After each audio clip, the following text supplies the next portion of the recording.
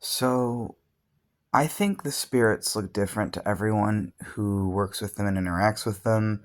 And I actually think that any visual interpretation of them, whether it truly be like you're seeing them with your eyes or whether that be directly conveyed, or in our case, it's more conveyed through like touch or our skin, what they look like. Like if they're touching us or at our side, then we can see them. But also we can see them like in our mind's eye, which is somewhat confusing because we didn't really used to have well, we had a mind's eye and then we lost it and then we regained it.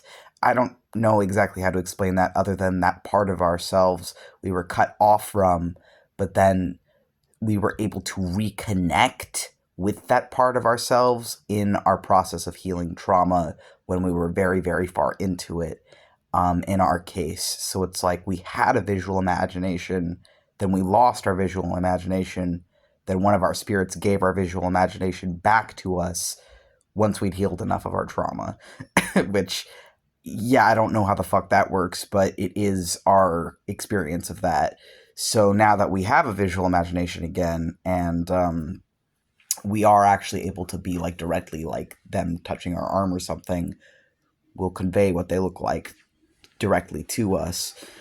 We can't really spatially imagine them too well. I mean, we know like where they are in the room, different things, like we can feel that.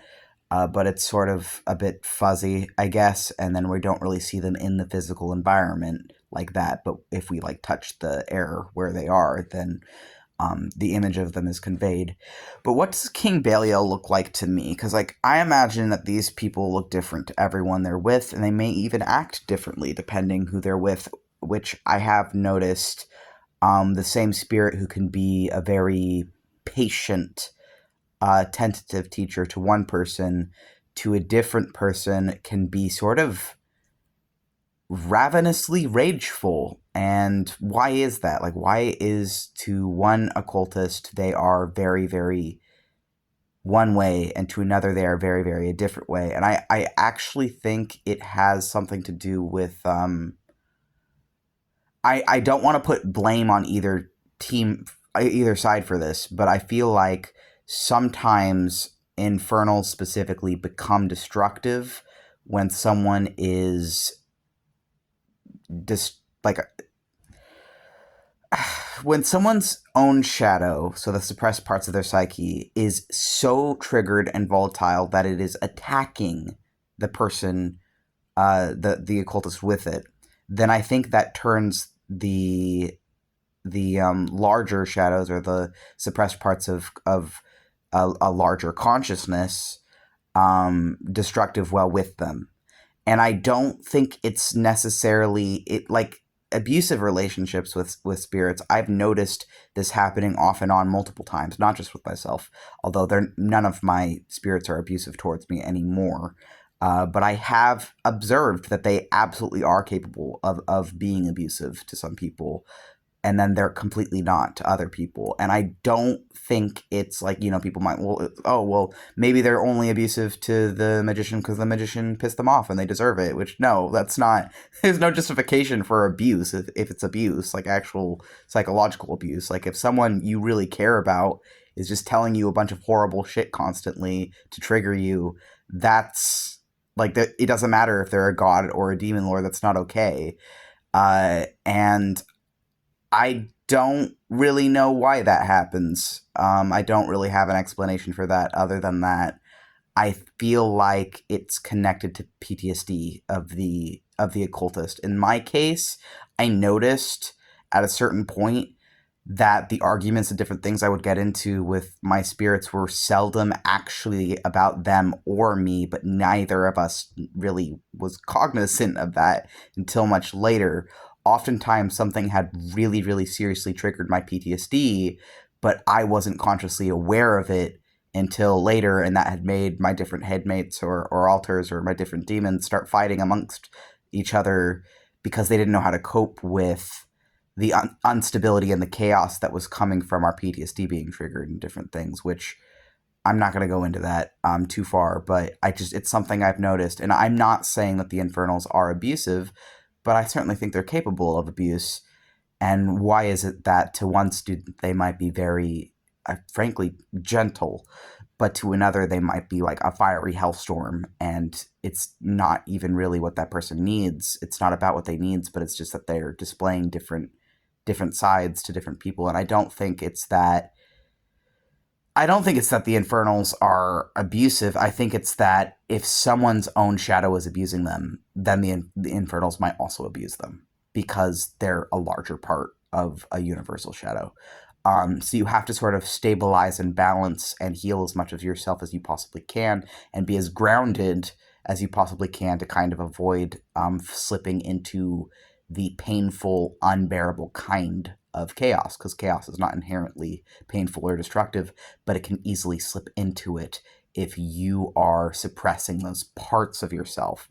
That's my personal theory. I don't know. But King Balial to me looks like a goatish bull guy. He has sort of a moment. Uh,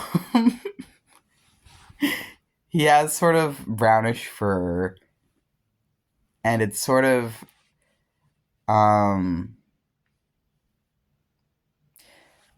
dark brownish beigeish color. And he has horns. He has dark curly hair. He has brown eyes.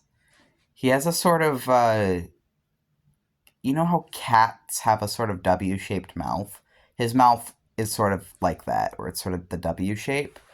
And then he's very large and strong and kind of buff, but his fur sort of covers it.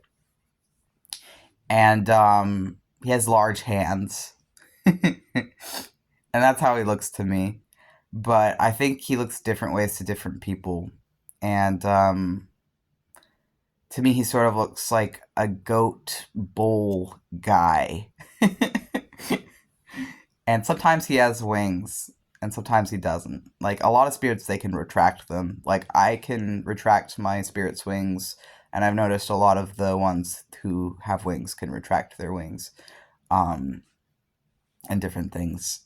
But, yeah, so that's what he looks like to me. And I know it can be really, really difficult and painful for some people on the left-hand path, especially if you're really like far into it. If you're very far into it without a map, and it can seem like when you know spirits are lying to you, that can be really painful and confusing. Like when you know spirits are just saying crap to get a response or different things, it's very confusing, especially if like you started on good terms and then like bad shit starts happening. Which I am at a place in my craft where I'm not experiencing that anymore, and I haven't been experiencing any sort of abuse from my spirits there in about a year. It's been about a year since that stopped, and really, to be honest, it stopped when I faced the deepest, nethermost, like furthest, deepest fear in me that I had that I still needed to face. When I honestly just faced it, like, because I had tried to face it before, but it wasn't, like, parts were not able to process. And when I faced one of the deepest, darkest fears within me, after that, almost all my infernals and all my inner demons and all my shadows and other things rather significantly ebbed in their treatment of me, and we were able to sort of restore balance to our persecutor altars and other things, and things definitely changed. And I think that really a lot of what shadow work is, and a lot of what the left hand path is, when you come down to it, is balancing the darker parts of yourself. And these parts might be held by others, and by the infernals, or by whatever concepts, whatever, and there's definitely going to be, depending on the culture, different people that are sort of the symbol or the god of the darker parts of the human psyche. But I think that these parts of yourself, um, to balance them, it can be very difficult. And that when you feel kind of attacked or threatened by gods you look up to, that is not that's not fair, and it's not. But there is a way out, and I myself have experienced that, where that line between spirituality and very severe PTSD gets blurred.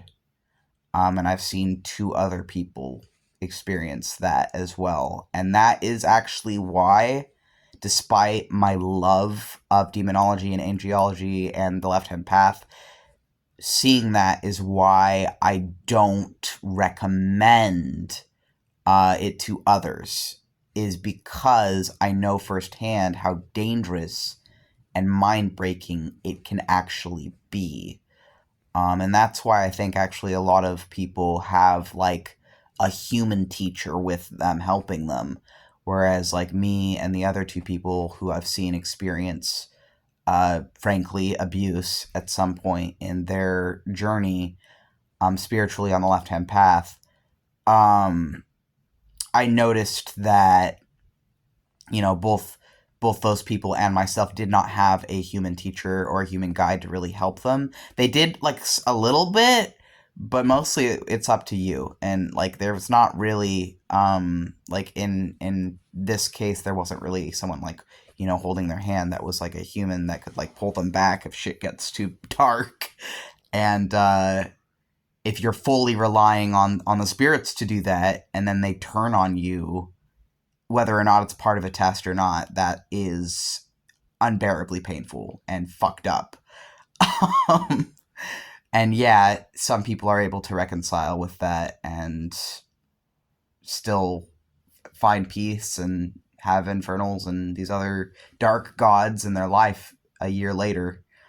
But some people aren't, and I don't see those people as any lesser. I just think that people need different things to reconcile these parts of existence and consciousness.